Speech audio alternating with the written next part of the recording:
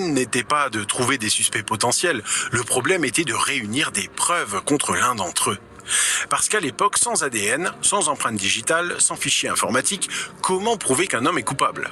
Eh bien, il faut soit des témoins fiables qui l'ont vu commettre le crime, soit des aveux, soit des preuves matérielles évidentes. Dans le cas de Jack, on n'a rien. Commençons par les suspects sérieux, ceux que Scotland Yard a réellement surveillés, interrogés et considérés comme crédibles à l'époque. D'abord, Aaron Kosminski, un barbier juif polonais d'une vingtaine d'années qui vivait à Whitechapel. Il correspondait à plusieurs critères qui intéressaient la police.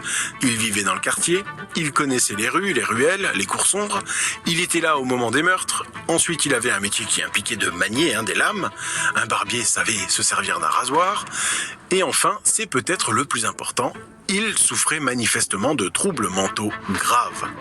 Scotland Yard le surveille dès l'automne 1888. Certains documents policiers de l'époque, retrouvés des décennies plus tard, mentionnent Kosminski comme un suspect principal.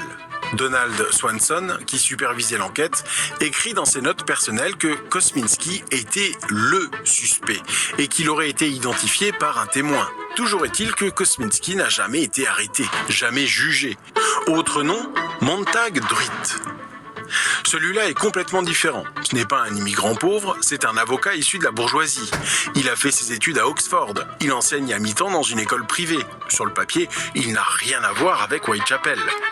Mais en décembre 1888, soit un mois après le dernier meurtre des 5 victimes retenues, le corps de Druitt est repêché dans la Tamise. Suicide par noyade. On trouve sur lui une note exprimant des pensées suicidaires. Mais cette note ne mentionne absolument pas les meurtres de Whitechapel. C'est important de le préciser. Druitt n'a jamais avoué être Jack l'Éventreur. Alors pourquoi Scotland Yard s'intéresse-t-elle à lui ? Parce que le timing est troublant. Les meurtres des 5 femmes s'arrêtent brutalement début novembre. Druitt se suicide fin novembre ou début décembre. Et il avait du temps libre le soir. Il aurait pu, en théorie, se rendre à Whitechapel pour tuer puis rentrer.